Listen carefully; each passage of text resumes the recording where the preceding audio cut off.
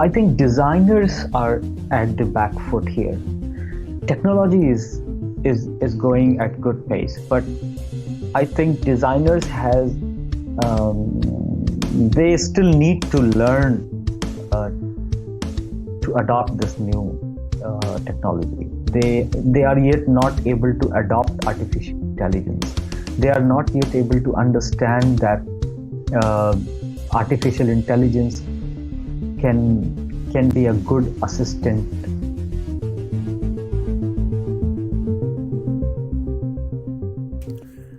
Hello and welcome to the podcast. I'm Dr. Chris Parker. You know, design has come such a long way in such a short period of time.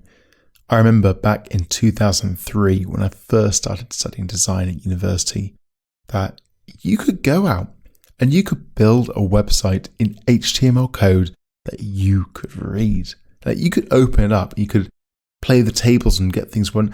I did my first paid design job making HTML websites. Web 2.0 was not really there. Like, we were still on basic stuff.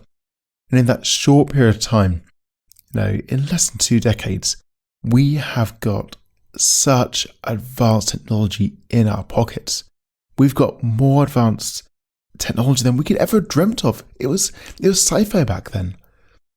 And yet, the fundamental design process we use to guide how we design this stuff, how we develop it, to guide how we think about just creativity, selling ideas, developing them, iterating them, it's still very much based on this double diamond approach. Discover, define, develop, deliver. We are still on these similar cycles. And is that a problem? I don't know. Now, we've had amazing designs, amazing systems, amazing things all over created using this process. But more and more I'm hearing from industry, people are speaking to, people I'm working with, that the try and test methods, a double diamond of design thinking, needs to evolve, needs to go somewhere different. And tonight's guest, Ajit Sukla, will be talking about just one method that we could be thinking about bringing into the future of design. I'm not going to spoil it for you. I'm going to let him explain everything about his new complementary method, which isn't intended to replace double diamond design thinking.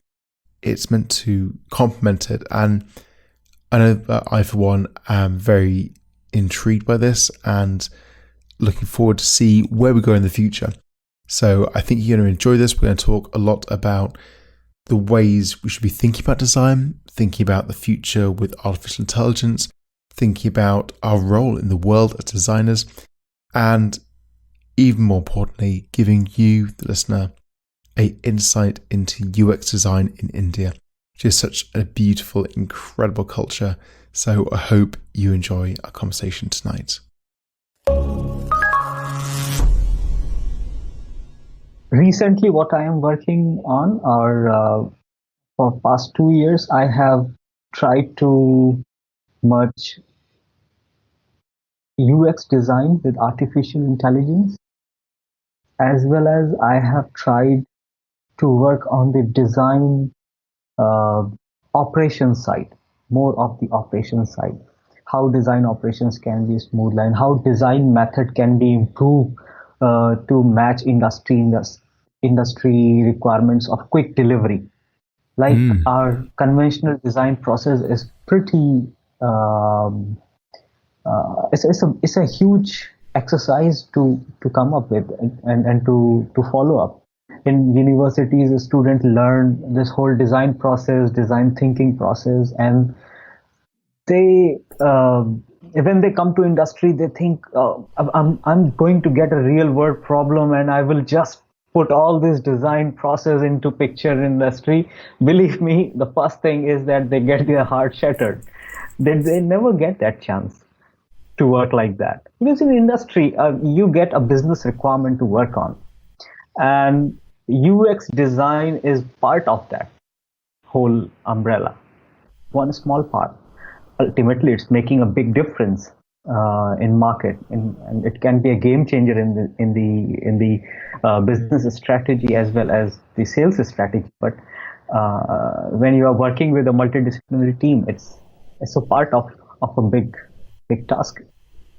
So then they have to understand that what need to be cut down, what should I do? Because my professors in university, they have taught me this thing, that this is the correct way to follow this and come up with this, and then this is how a designer should think.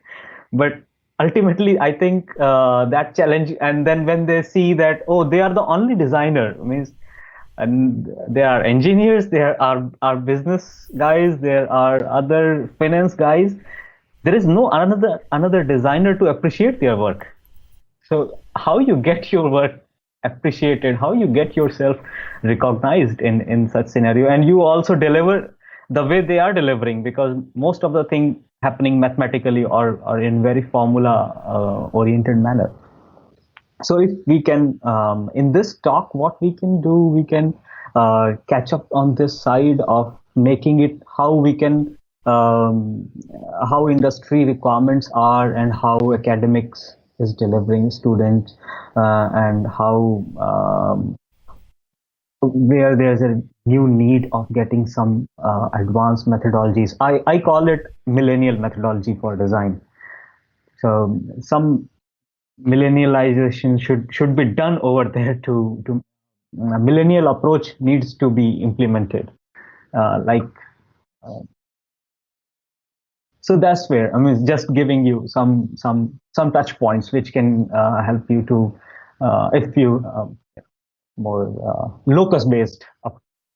So design thinking is this like double diamond we always see, discover, define, ideate and test and iterate towards the solution. How is that different to what you do in industry?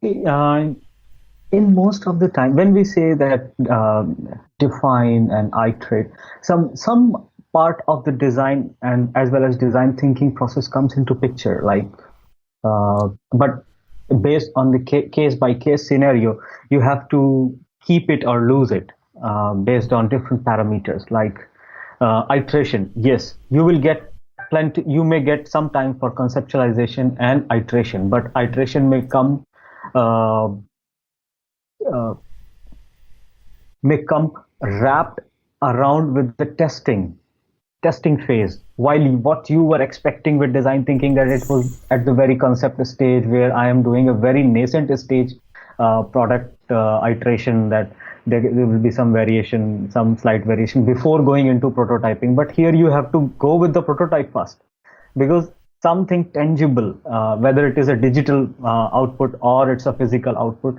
something which makes more sense, which either has I mean, if it is a digital, it should be a digital prototype, or if it is a physical one, something, so either a digital or a product should be there to make other people understand.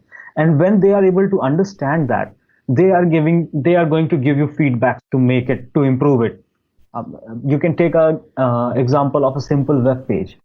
A designer, a UX student for digital design, for user experience for digital application, may design wireframes, which are just black and white page holders and layouts and journey map. There is no visual element, a major visual element associated with that. And you take that wireframe to a product owner and tell them that this is how it's going to work. They'll say it has no colors. I don't want my product to be black and white. And but as a designer, a student knows, or that professional knows that this particular wireframe has a limited level of importance in this section. This is not the final product. So, but if you have to present in business scenario, you have to go with the colored output, you have to go with the visual design, you have to drag your process that, and then you are able to present it. So I think that's where design thinking in industry actually pushes towards a lot more deliverables than what actually its utility is. in academic scenario or in actual philosophical scenario in So ideal. with your idea about millennial design thinking and this approach, have you got this written down as like a formal model that you're using in your work, or is this something that you're working towards later on? So in 2017, I started working on this problem. I graduated a year ago in 16, and I joined industry. I was facing the same challenge, and Indian IT industry, majorly which works in the maintenance sector, and very little at that time. It was working very little on the innovative designs or fresh product design in IT. In 17 they started working on novel problems, real world problems, creating new applications, creating new digital outputs and interactions. And then this problem came up. We had no methodology, we have limited time, we have very limited set of resources to come up, very limited trained um, people to work around, very limited experts. So I started working on, and we have to match in industry. The deliverable is actually counted with the actual deliverable. A design deliverable is not a deliverable. It's the actual engineered output which is counted. So you are always, I mean, as a designer, you are at some place you think that you are intellectually more open towards on the creative side and not bound by the mathematical equations, but or by engineering limitations, and you feel more liberated. But when it comes to be awarded, rewarded, or recognized for your work, it's not your work. It's unless your work is getting engineered properly and coming out as a product. So this whole thing went on in 2018. I started working on this problem, and in 2018 I proposed a new methodology in industries. I named it PSAV methodology. So it says that there is a model uh, which equates and which divides the work into four quadrants of perceive, select, act, and validate. Now, this was a complementary model, which was not, which actually had this first phenomena that it is going to complement design thinking. It is not a contradicting method. Neither it is neither a contradicting method nor it is a competitive method against design thinking or UX design process. It is a complementing process. How it's going to complement it? That if you are getting a chance to do all the design thinking exercise for your product at least once, then what you can do, you can do all the quick prototyping, all the story making, all the storytelling, user flows, system flow, work and interaction balance. You can map out into these four quadrants. You can create your quick stories into that, and you can convey your design to all the stakeholders without going into extreme rigorous prototyping and then getting a no or getting an objection just because you have used some color which a product owner may not like. Don't go into that field. So it's like so I came up with a model and tried it in several variations. One of the variation which actually caught attention was equating the design to the business language. So in this model, what happens that if you have your design requirements, you have your system requirements, you have your work requirements, user journey, user flows, you can actually put into this model, into this matrix, and you can explain it to other stakeholders the way they are looking at the balance sheets, they are looking at the Excel sheets. And on the designer side, you have a very strong documentation which is going to help you to actually prototype it in the later stages. You have your own design at your place. No one is going to distort it, no one is going to comment on it before it is getting completed, but what prerequisite you need will be at one place in one matrix, and you can just show it off to all the person and get the feedback. So just like you want to create a small interaction for switching on or switching off, or you want to submit a form on a digital platform. So now you can divide your journey, like perceive. So how for perceive means your information, what information in how many formats you want your user to perceive it. You can accommodate accessibility into that. You can accommodate n number of senses. If we have 6 senses, if you are so brilliant, or the requirement is like that you want to accommodate all the 6 sensory input perceivance into account, you can map it out over there. Perceive, go into the select, what they are perceiving, and what for to initiate or to start their journey, what next step, what next selection they have to make. If they have to fill a form, how they are going to, what they are going to select to reach on that form. In the next quadrant, you can use that selection list. You can use all those interaction points where after perceiving this, the selection comes into picture. Select, then comes the act quadrant. So once there is a selection happened, there is some action need to be happen. Who is going to take that action? System is going to take that action, or user is going to take that action by themselves, or some artificially intelligent system, or some cyber physical system is going to initiate or help in that. You can mark all these actions over there. And then validation.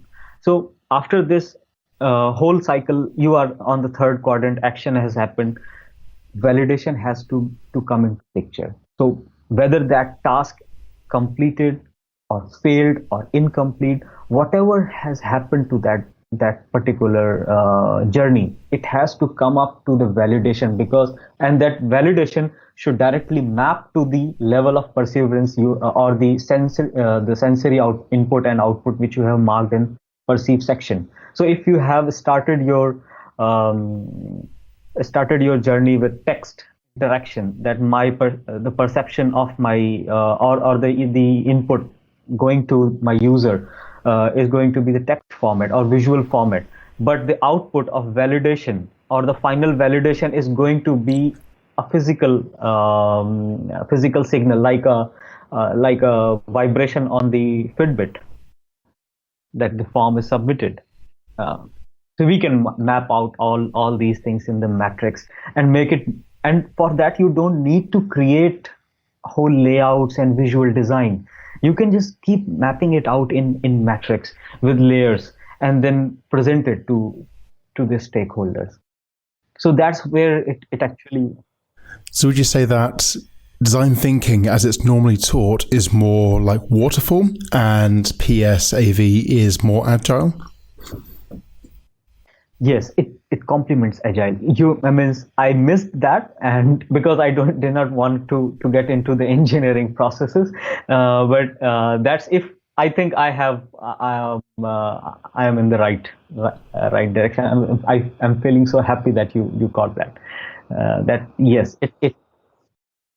I'm currently watching the screen to the side of me where I've got PSAV up. It looks fascinating. Okay. And I think this is really worth exploring further, because a different way of thinking is a tool to help work better. So could you give an example of a design project that you've done where PSAV really helps you be successful? Currently I don't have anything to show you because of some non-disclosure agreements of work, and unfortunately I couldn't get time to create a personal case study on that. Although I am delivering some lectures, some workshop on that, and few things are going on, but couldn't find time to do that. But yeah, I will surely share a case study very soon with you. But here, tell me how I can compensate for that. I don't have anything to show. So let's talk hypothetical, and we'll make it up as we go along. And if you do think of any companies, just change their names and we'll just imagine it's a different company. So if we're designing an app, let's say a clothes website selling jackets and all these websites. Yeah, great. if they want to redesign the product page to make it more persuasive to get people to buy when they land on the page, because they know that they got lots of traffic going towards product pages, but a very high abandonment rate. How could you use PSAV in that context? See, first of all, I will just go into design thinking part. I will take a step back and I will just try to explore or minimize the problem first for the constraint of part. I will just trim it down that in a particular time zone, there is very limited sales happening, but in a particular time duration, 90% of the sale is happening. That is, I guess, 6 p.m. to 7 p.m. when people are commuting in train. They are looking at each other. Their fashion statement. They are working. They are traveling in tube. That's the, I guess, in London they call it. So they are back when we could travel. Yeah. I hope soon that will be in the current fashion also. So they watch each other and then they search on the net and they find suitable new fashionable clothes and then they order. So I will consider that as a prime time for selling. So taking that input, I will just take I will assume some data. I will mark into PSAV what needs to be done, what a use for that sales, what are the key components. If I have understood the user behavior and I understand that they are looking at the new products, they are looking at the inspiration while they are traveling rather than surfing on the net. So can I make my application see through their eyes first? So if my application is able to see through the eyes, I will just take that section into my P quadrant, perceive. How my application is going to perceive, the way you are perceiving or way a user is perceiving. If that is Google Glass, I will just take it to interaction with my Google glasses or any other interactive glasses. If not that the case, I can take input from my direct camera, how that is taking up input from there. I have perceived that thing. Then selection. So what I have perceived a set of design requirements, patterns. So all these sectioning will happen in perceive section. All these requirement for user, what they will be looking. They will not only be looking at the new thing which are outside. They have to also see what is matching to those inputs. If I have clicked a pattern or someone's dress, a patch of someone's dress, or someone walking, I have just focused my camera on them. There should be some output from the system. I should also be able to see that at the same time to understand what is matching to that, if there is an exact match or not. All these things come into perceive. Once that perception is that section is completed, I will just go on to select how quickly I can convert this into the sales, into an action towards making a sale. So how quickly it can happen? What are the modes? What are the quickest mode to get into a quick sale? I will just take some business tactics over there, and I will input some quick links which can help me to go and buy it very swiftly, very easily, as well as I will give them multiple options to select, like these station deliveries, delivery on the walk. There are n number of things to be selected. So ensuring them on the selection side, I just would work on those sections or on those options which are able to ensure a user that the selection is going to happen very quickly, very swiftly, and very precisely for them. They don't have to wait for that. Once that is selected, action will happen. Who is going to take the action need not to be taken by the user. If they have selected, all these backend thing is happening. They are reading your card number, everything, and finalizing your purchase. But if it is not happening, some kind of action you have to take, maybe punching your CVV number or an OTP for finalization of the transaction, as well as some address need to be input. Or if it is already saved, a quick validation towards success or failure will occur for your transaction, that the sale has happened or you have completed your journey. And the major focus in this whole cycle will be to minimize the time, minimize the divergence of a user.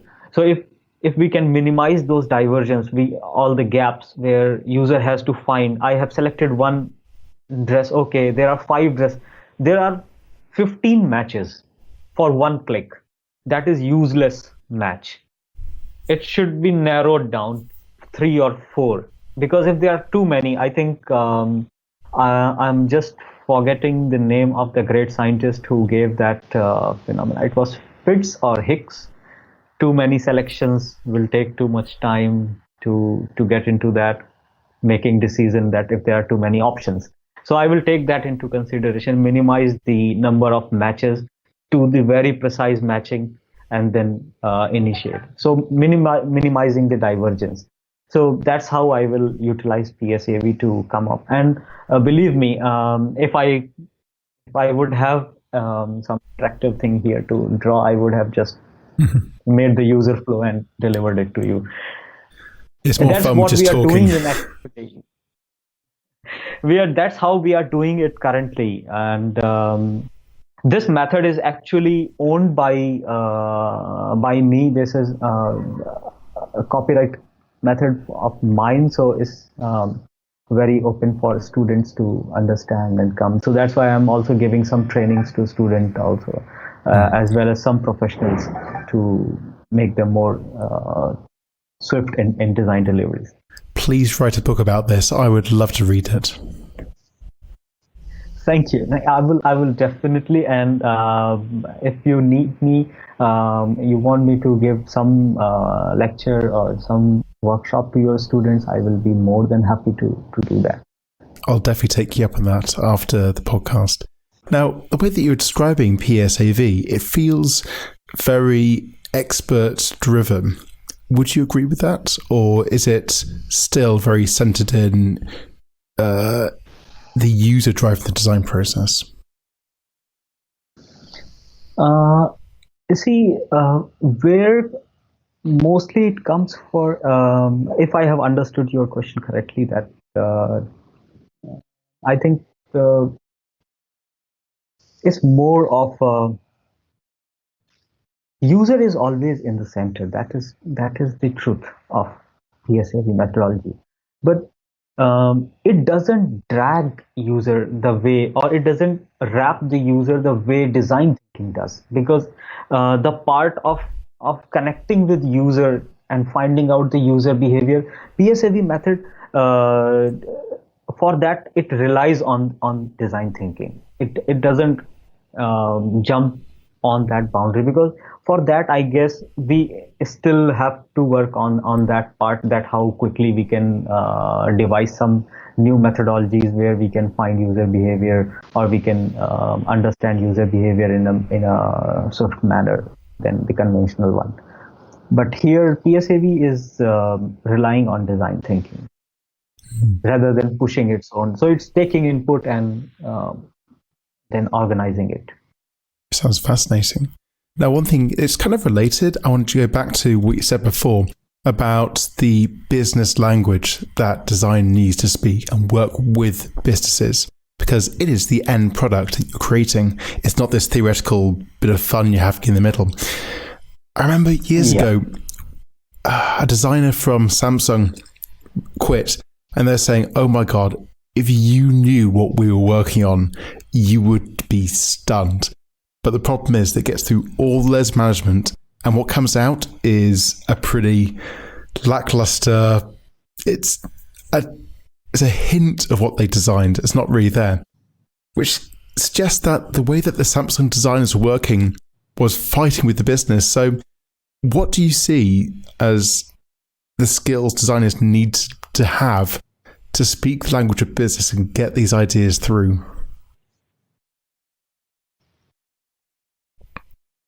What I understand is, as a fresher, when I went into industry, I was, it was like, at one point of time, I understood, I made a theory in my mind that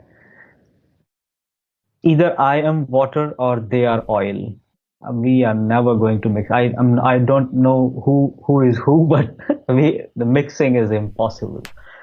But I think where is lagging that in design, if I take the problem to the very basic, I guess is when we are working in a team, when we learn design thing, when we learn about design in academics, we are trained to work among designers. Our pack is of designers, our club is of designers. Everyone is designer around us.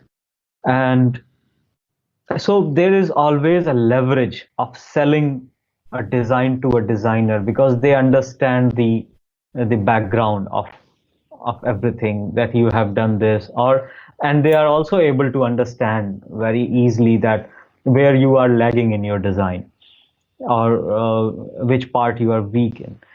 But when we go to other people in interdisciplinary teams where business is happening, real world transaction is happening, real world profit and loss is happening, no one is actually interested.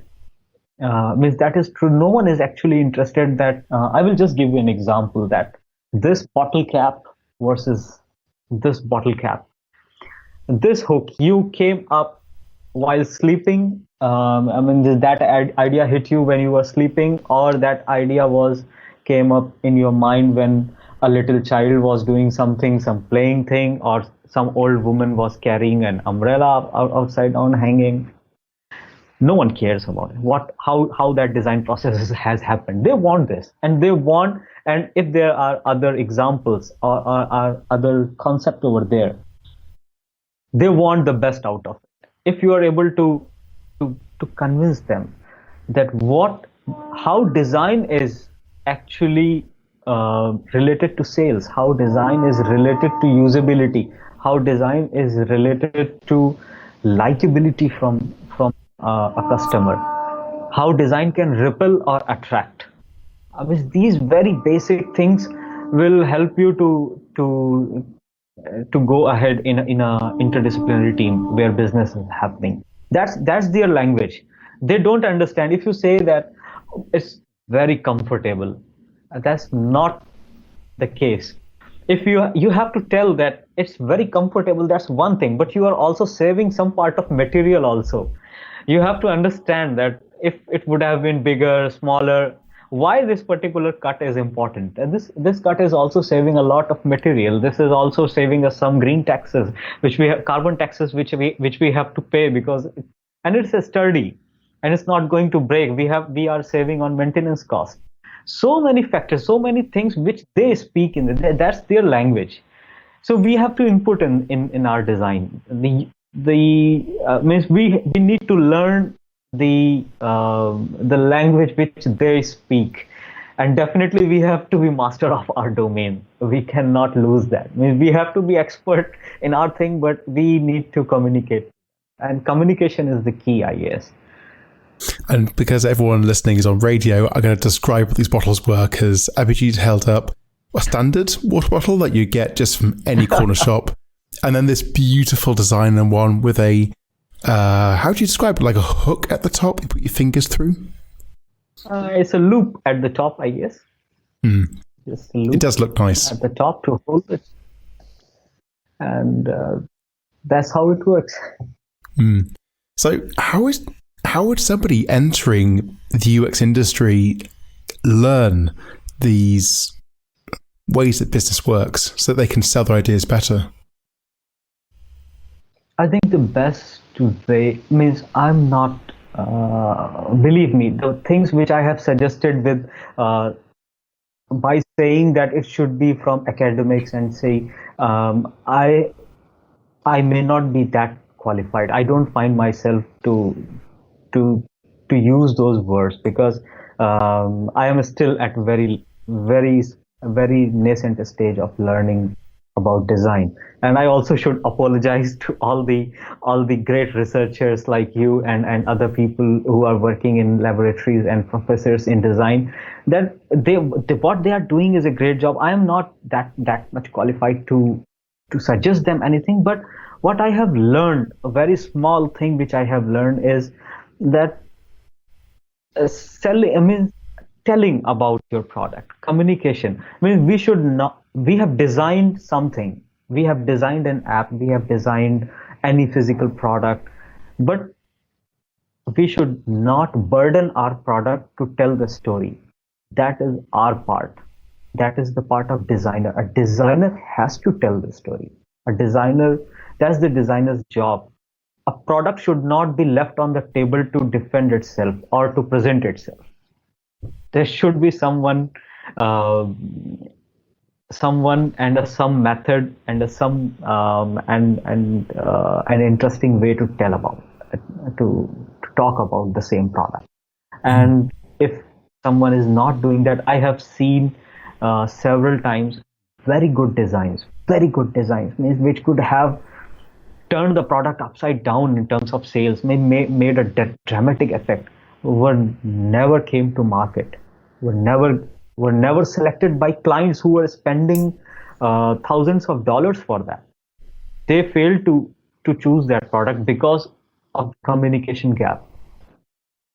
What designer was telling, what they were trying to get, um, and a great product which never came to the market. So I think communication. Can you tell me a story of a design that you've worked on and sell it to me as a client? To you as a client, I think I will tell you a story about a recent story which happened actually. It's the real thing which happened in office before lockdown. That was the last face-to-face meeting which I attended in a meeting room. So we were working on a big project. I should just give me a second. I will rename it in my head. Uh, Consider it was a big project for a big company. They were planning to have a big digital system which can tell them what is the status of available infrastructure within the organization. Infrastructure means all the seating capacity, meeting rooms available, number of uh, vacant space for new business, new products, and new projects to come up. Allocation of the space was the major concern, as well as how much green area they are having under brown spaces. Means they have procured land and building is under construction. In 5 years, that project will come up. In 5 years, they will be able to have 10,000 seating capacity added to their current capacity, and then they will be able to come up with more employees in those areas, in those sections. Kind of, it was a big project, and believe me, all these people in this area had no knowledge of digital things. They use mobiles, but they were all means most of the leaders in this project were people who were very pioneer in digital industry. So they were from construction businesses. They were from civil engineering background. They were from land procurement, non-technical backgrounds, and they were all like phone guys. They rely on communication, paper and pens, red marks, black marks, blue ink, and numbers on their fingertip. They used to write. They have diaries to make everything documented. This whole big project was actually they wanted us to create a concept with a digital concept where they can monitor everything digitally. Um So I was already engaged in a project, and my team was actually working on some another project. So, but it was some leadership was very keen on it, and so they asked me that, Abhijit, you have to work on this one. And I said I can voluntarily work on this one, but officially you have to get someone else. So we hired one another team, a big team for that. So that team was working on it, but that team was very over the years they became uh, so fluent in business language that they, instead of designer, they turned themselves into business people. So they actually were able to they were very good in translating design requirements into design, but uh, very straightforward, like brick to brick kind of design layout. The one part came to me, and then some corporate things went on. You have these tussles and competitions among teams. Ultimately, we both, me, my team, and other people, so two concepts were selected, two concepts were there, and there were very slight differences in both of the product, both of the concepts. What one project was doing, one concept was doing, which was created by another team. They were taking all the all the requirements first, all the requests first, that there are these many requests coming into picture for seat allocation. So you have to procure these many fields, and then you have to work like this, and then these many seats are there, then this is happening, then you go back to select this, then this is happening, then this is happening. So, and then on the other part, we used PSAV method. We used straightforward PSAV method to deliver our product, because we didn't have time and it was just a volunteer project. Um, we created it very straightforward. What they want to see first what is required, what they have is the basic criteria. If they understand what they have, they will be able to allocate accordingly. If they understand they don't have, they will be able to procure accordingly. If they if they don't have anything, they will be able to flag it, red flag, we don't have any seats. So, and these were the people, I don't know you whether you have heard that India had a black and white tiny phone of Nokia 3310, Oh, which yeah, was I very love famous. that. I really, I really have love one that. with me. I have one. I still use that one. And so that those leaders were of that generation. They still use those phones because of reliability and simplicity. Mm. When we designed the product, and then this design product came into picture, and the presentation went on. The product which they created was beautiful.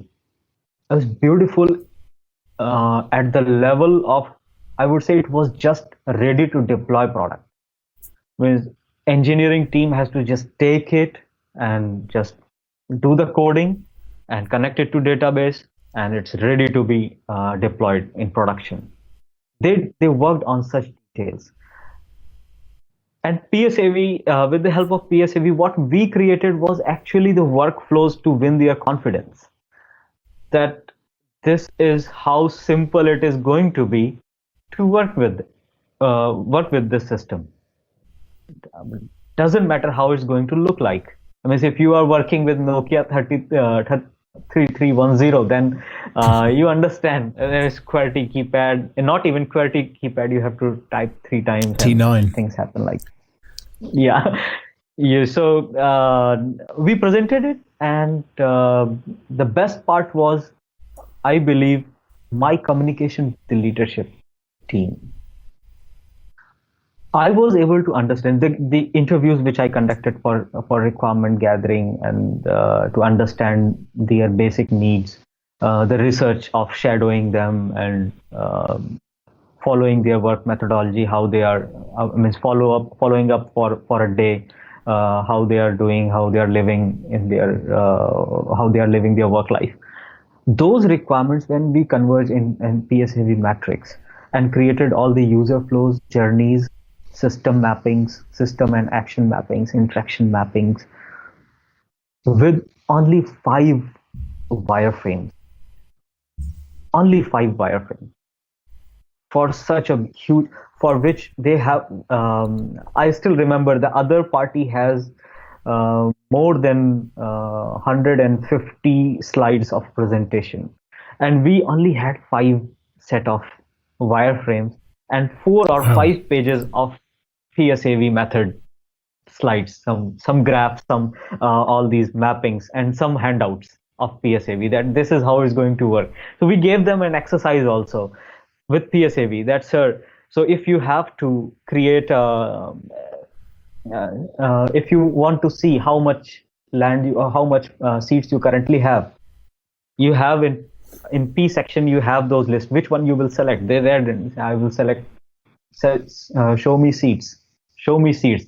So then we have created with show me seats. You have another arrow taking you to the next quadrant, matching you to the next item in S quadrant. PS, yes, in the S quadrant. That it is taking you to, when you checked on the show me the seats, it will take you to this section where you will be able to see and select that these many seats are there, these many actions you can do with that. Then the same thing will take you to same thread will take you to the act section, where whatever you have selected will be acted on, and it will tell you that how much interaction or how much input from your side is required, that you want to flag red, or system is already telling you that it is red. You just have to affirm, okay, if it is red, you are satisfied that this is what system is telling is a good decision. You just publish that it's red. And then validation, once it's published, you are getting a validation, and that validation is not only coming on your computer screen, it is also giving you an SMS on your Nokia 3310 that you have done this and it has been published. I say it's great. It's great. We just love it. We want this to work like that.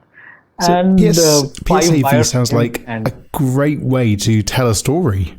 So it's not just a design method. You can go, I'm going to frame the conversation in these key actions of what I see, what's happening, how you select, what happens next, and then finally confirmation to you, which is, so often when I'm doing design work, I'm talking to people going, well, we're going to have something. Imagine a black box. It's a black box that does something, and I'm going to give it to you. It's going to do something over there, and you're going to be happy. And trust me, it's going to be okay. And they look at you going, I have no idea what you're talking about, and I'm not backing that. So this sounds like a great way forward. Thank you. And I think there are so many stories. If I could have time to, or this podcast has that scope to talk about them, I would have definitely told you more. But I think it has given me a leverage. And somewhere at one point of time, it was like I didn't want to tell anyone about it. I wanted to keep it as a secret. I was not even ready to publish it. I published it in 2018 when I was quite. I thought that okay, it's fine to publish it now. Ultimately, it's going to rot in my diaries for no good. So why not publish it and take it to the outer world and let other people also enjoy this methodology. And I also tried to train some of my colleagues with that, and they enjoy it. You know what? Let's team up and write a book together on this, because the more you can get things out, the more wide range, the better. So I still believe in design thinking. It's got a great body of work that it's proven itself time and time again. And as you said, PSAV is complementary. I was at the I think it's the Design Research Society's conference a few years ago. And this guy stood up and said, we all need to abandon design thinking as designers. And the whole room just went, no. So having something that goes along and saying, hey, look, we can use this as well, that's going to be a great gift to the field. Yeah, definitely. I think, and in I don't know whether it's, you can keep it in the podcast or you can remove it. But I'm also working on product side of PSAV, where PSAV can come up as a product, as a tool for designers, Mm. where it can be integrated with artificial intelligence and come up as a intelligent tool for them to I would love to hear more organize, to about be able that. to. Definitely. Definitely. But I'm working on that. That side is, I will not say that I'm fiercely working on that, but work in progress. Mm. So you And started I'm off. definitely open for collaboration in that area.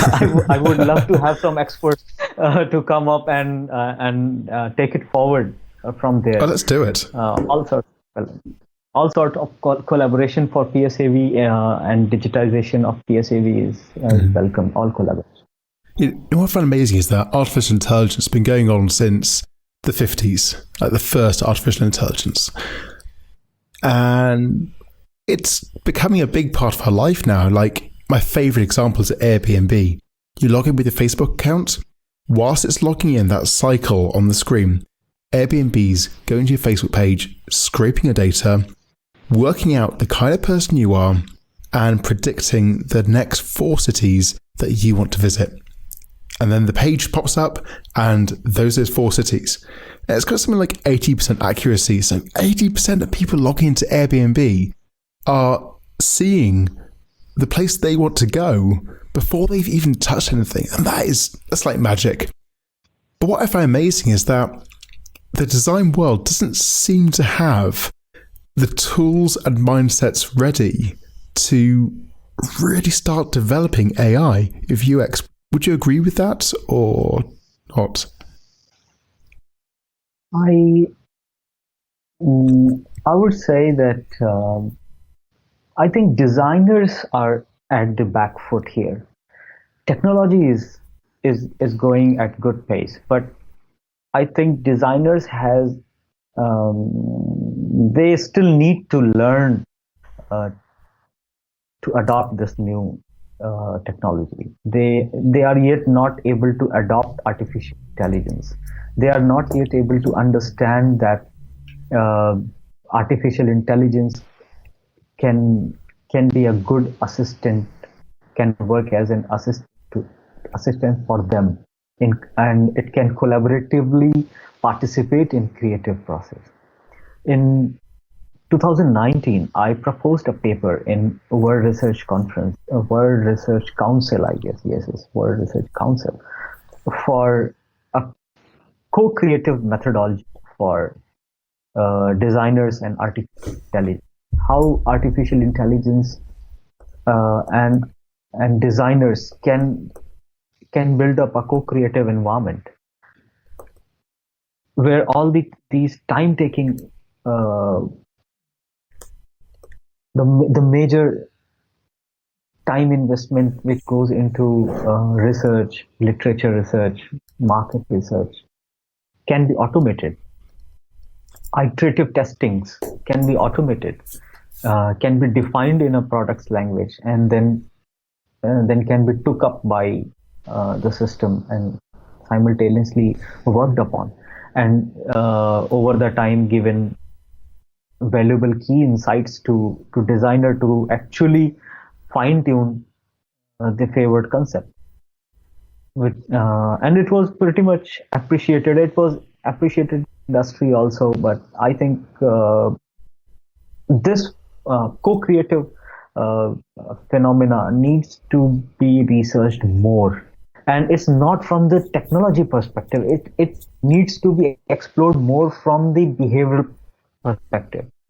How a creative mind, natural creative mind, is going to accept a companion which is not a naturally creative personality or a naturally creative brain, and how they are going to ethically participate in design process, how they are able to distribute their work. Maybe in some cases design, maybe in some cases, research and analytics is going to be more value in a project than the actual design part. In those cases, how we are going to resolve the conflict of giving credits to each other? Uh, so these kind of scenarios need to be, I guess, more researched, more understood in laboratories, in academics, in research areas, in research institutions, and um, more research to happen. And I think then only industries will be ready for that. So if you had an AI design project, you really want to embed AI into a app or something you're developing, a service, how would you go about designing, testing, and just iterating this design with AI? With AI, I think defining a product is extremely important. The scope of product, what needs to be done, and then what kind of inputs. I will say that artificial intelligence is in major cases, it's an assistance in providing input to the system. So if we have trained a system for our behavioral inputs, if I will take back the example of that same application of purchasing clothes and fashionable clothes and accessories, can a design system, can artificial intelligence give me more precise selections? So how artificial intelligence will be able to help us, help a user to trim out the vague matches. We don't want for our selection that it is coming up with 10 or 15 number of matches. We want some good precise matches to come up. Then also, if there is a guest user coming into picture, will artificial intelligence be able to accommodate that? If I'm using it and my girlfriend is taking my phone and using it, is my phone able to understand the user behavior, that okay, now it's not, is it going to be for male selection, is it going to be for female selection, how that conversation is going to happen? Or if I am a male and I am selecting female dresses and on the system, is my system intelligent enough to ask me that, are you trying to gift someone these dresses, or trying for yourself? That can also be a fair case. So if I am trying it for myself out of interest, selecting female dresses, it should take my measurements rather than someone else's, asking for someone else's measurements. Mm-hmm. So that kind of intelligent participation will always be needed, and that kind of intelligent integration of technology will, I guess, make our user experience more streamlined, more enjoyable, and I will say unnoticeable. I will say unnoticeable. I think user experience is not something which should be noticeable.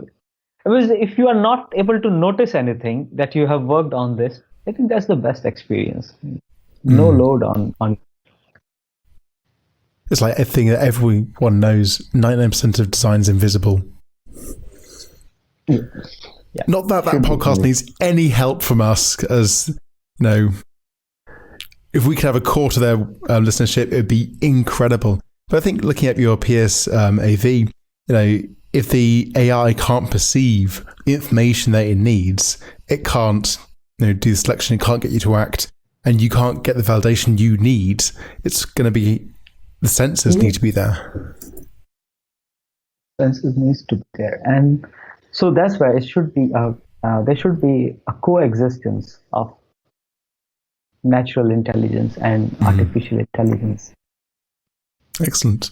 Now we're getting to the end of the podcast time, and it's been fantastic talking to you about this.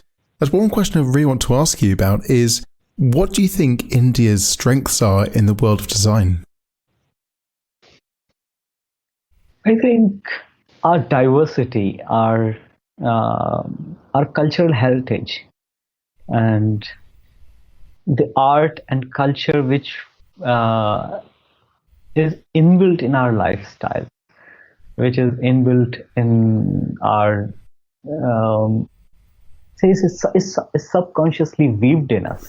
Mm-hmm. Sometimes when it weaves so intricately in us that sometimes we are not even able to understand that it has some design element in it. Someone else has to tell, oh, it's beautiful, it's design. So when you travel from north to south, you will see how variations in different things are, from food design to clothes design, to clothes design, garment designing, to architecture. If you travel from east to west or north to south or from any cross directions, you will see a number of variation. And when designers are coming to into professional world, I will just I think I should take one step back and also tell you that in India there are two major exams happening for design studentship. One is happening with NID, National Institute of Design, NIDs, and NIFT, National Institute of Fashion Technologies. And other is the major one of the major exam is happening called UCEED, undergraduate CEED exam, and at postgraduate level it's happening CEED. There is no U for postgraduate. And these exams actually analyze capability of a candidate, that how they are thinking about and what is their attitude towards their surroundings, and how they are perceiving it, how they are understanding it, and how they are they thinking about it, have they noticed it. And very small, and magically for CEED there is not even a syllabus. There is no competitive exam book that you can read and go an exam, and it's very happy exam. I call it a happy exam. It's a very happy exam. You will become happy that I think one should go and get into that exam and understand that what they are missing in their life when they go in the exam. Okay, I could have counted that. I could have saw that in a more interesting way, in more curious way. Anyway, so they take those creative, they filter out them, and then these institutions give them right environment to understand and to flourish with those diversity, with diverse mind, diverse creativity, and and they encourage them to take out that diverse beauties and designs and cultural aspect into the real world technological and product design problems. So then you will see that in colleges, students are coming up with something very unique, like it's blend of cultural as well as technological stuff. And then these students are going into industry. They go with all these new innovative designs. So I think that's the strength of India, that we have so much cultural inheritance with us that help us to that give us enough input, enough brain stock for integrating with technology, with digital world. And I think that can also be a good way for other cultural communities also, not even for India, for several other places. But in India, because we are so connected to the roots, that helps us. And I found, my personal opinion, I think that is one of the strengths. That sounds fantastic, having a beautiful, happy exam. to, end your time before you enter the world. Yeah, that is a happy exam, and I think I would encourage if there are students listening to this exam, they should go on the SEED website. They should see how they upload question papers. They should see that how beautifully they are selecting the questions every year. How they are selecting. I mean, they have written clearly that exam is not a guarantee to be selected in IITs to learn design, but still, that exam is a happy exam. Excellent. So, Abhijit, thank you so much for speaking on the podcast. It's been a pleasure talking to you. And my last question to you is going to be, what do you think would make the world a better place? I think as a designer or as a simple human being, I think harmony is what we should look forward for. Harmony in thoughts, harmony in action, harmony in our thoughts and opinions and actions. I think that's what also the great ex-president of India, Dr. APJ Abdul Kalam, also thought and also shared with us in one talk. And I think he's absolutely right. And I think we should have harmony. Harmony is key. And I think design is one of the greatest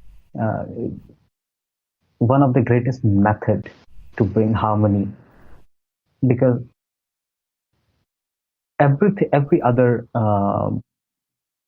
areas which we have, which are active in, which are every other knowledge areas, every other practice areas are important, but design is which is actually happening in our brain, which is actually happening inside of us, first inside and then coming outside. So it has much more scope of making a inner change, as well as reflecting that inner thought or inner change or inner harmony to the exterior world. So, and if we are able to do that, I think we will be able to bridge all the gaps and will be able to make this place, make our earth a very, very, very prosperous, happy and beautiful and peaceful place.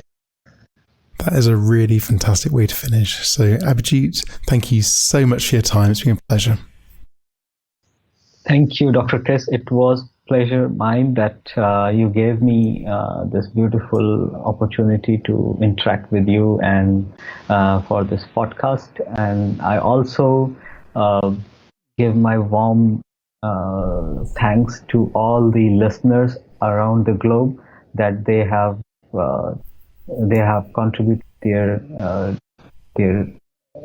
time for listening us today, and keep listening your podcast. And I think that's the great way to know about what is happening around the world.